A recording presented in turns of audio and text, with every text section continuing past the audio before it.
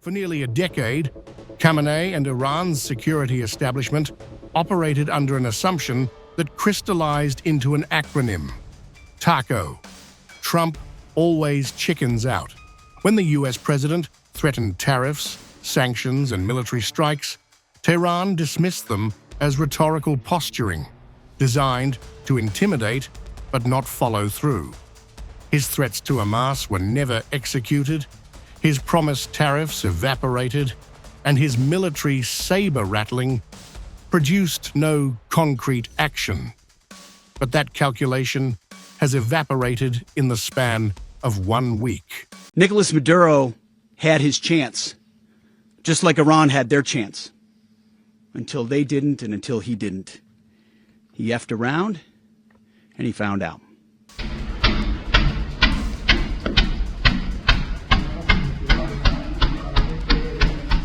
The shift began in June 2025, when Trump authorized direct U.S. strikes on Iran's heavily fortified nuclear facilities at Fordow, Natanz, and Isfahan, a precedent his predecessors had avoided.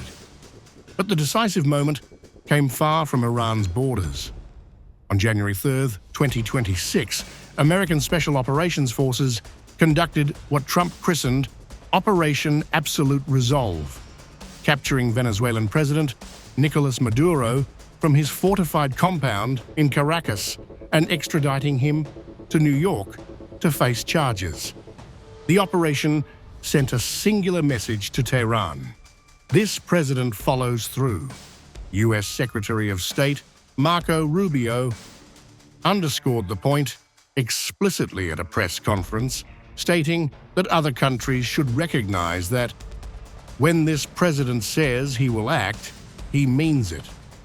The precision of the Maduro operation, involving 150-plus U.S. aircraft, CIA surveillance of Maduro's sleeping arrangements and dietary habits, and Delta Force breaching of a fortified safe room, demonstrated capabilities and determination that Tehran could not ignore.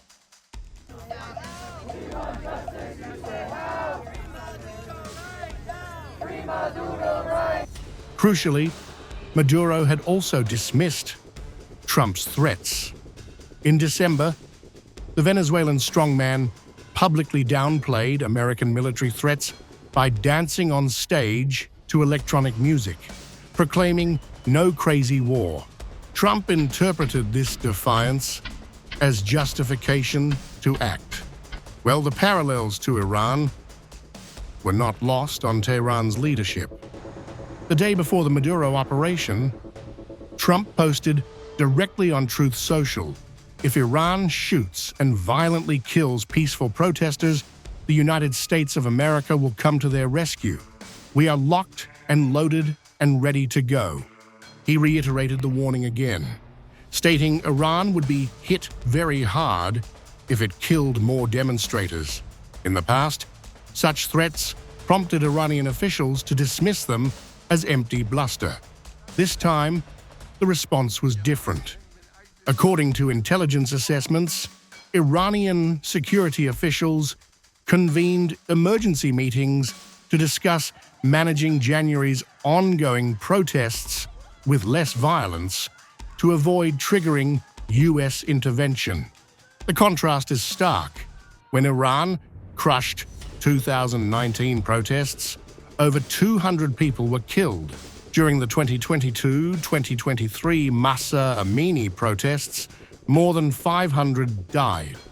Yet, in January 2026, despite broader unrest, killing figures remain around 35, suggesting deliberate restraint driven by calculation rather than compassion.